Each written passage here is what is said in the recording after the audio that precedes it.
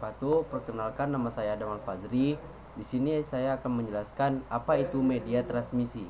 Statement media transmisi yang pertama ialah kegunaan media transmisi pada sistem telekomunikasi, kemudian macam-macam media transmisi, kemudian kelebihan dan kekurangan media transmisi.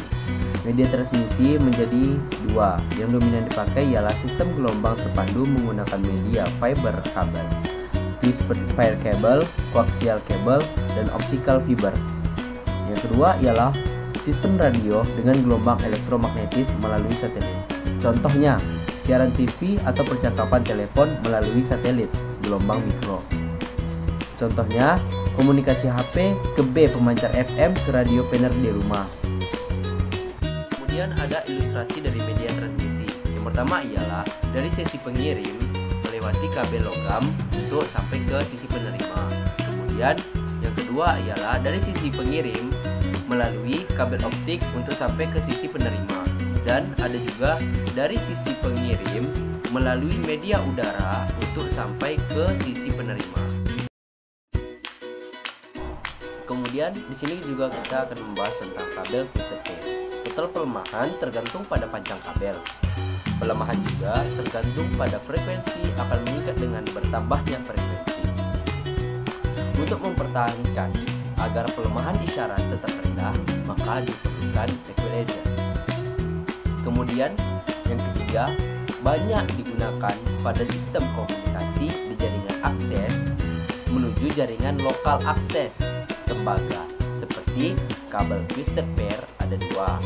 Yang pertama, Winchell twisted pair atau UTP, Shield twisted pair. Yang kedua, kemudian yang keempat, berdasarkan standar tingkatan. Semakin tinggi nol tingkatan suku kabel, semakin baik kualitas sinyal. Semakin sedikit interferensi yang mempengaruhi kabel pengantar. Kemudian, kabel twisted pair memiliki keuntungan. Yang pertama ialah mudah digunakan atau mudah dipasang dan tidak mahal. Adapun kerugian, hanya dapat digunakan untuk jarak yang pendek, mudah terpengaruh oleh gangguan atau yang disebut juga dengan noise. Kemudian, kecepatan data yang dapat didukungnya terbatas. Kemudian, di sini kita juga akan membahas tentang kabel koaksial. Yang pertama ialah dipakai untuk komunikasi memerlukan bandwidth yang lebih besar daripada twisted pair. Kemudian yang kedua, pelemahan meningkatkan kira-kira mendekati akar kuadrat frekuensi, sehingga untuk jarak yang jauh dibutuhkan penapisan. Kemudian yang ketiga ialah efek kulit atau skin effect. Banyak sinyal dengan frekuensi yang tinggi akan hilang di dekat permukaan. Dibutuhkan penambahan ukuran kabel untuk BW yang lebih besar. BW sinyal bisa mencapai 60 MHz 1000 Mbps digital transmission. Kemudian yang kelima, banyak digunakan pada jaringan LAN dan CATV. Kemudian kabel koaksial tersendiri memiliki keuntungan. Yang pertama ialah jarak relatif lebih jauh, kecepatan pengiriman data yang tinggi, kemudian harga relatif tidak terlalu murah meskipun lebih mahal dari twisted pair. Crosstalk kurang dibandingkan twisted pair. Kemudian adapun kekurangan. Yang pertama ialah data yang dikirimkan relatif lebih mudah dibaca, kemudian ukuran lebih besar. Dan di sini juga kita akan membahas kelebihan sistem komunikasi optik. Kita akan membahas kelebihan sistem telekomunikasi optik 1. Yang pertama ialah bandwidth dan kapasitas informasi sangat besar mencapai 50 TBS. Kebal terhadap interferensi dan crosstalk. Fiber optik bekerja pada gelombang optik sehingga bebas dari electromagnetic interference dan radio frekuensi interference. Kemudian, fiber optik tidak memiliki bahan konduktor sehingga bebas dari crosstalk. Adapun ukuran dan ringan, dan adapun diameter dari fiber optik 1. Adapun kelebihan sistem komunikasi pada optik kedua. Pertama ialah bersifat isolasi listrik, non penghantar, tidak ada tenaga listrik dan percikan api. Kemudian yang kedua memiliki security tinggi dan tidak mudah disadap, sehingga cocok untuk aplikasi di militer, sistem banking dan pentransmisian data. Kemudian ada kerugian-kerugian kecil. Yang pertama adalah fabrikasi 0, dBkm, silika fiber 4 dBkm pada 100 MHz. Kemudian kelebihan sistem komunikasi optik yang ketiga. Yang pertama, jarak jangkau jauh, jumlah repeater lebih sedikit. Kemudian yang kedua, harga murah, bahan mudah diperoleh. Dan yang ketiga, tidak berkarat.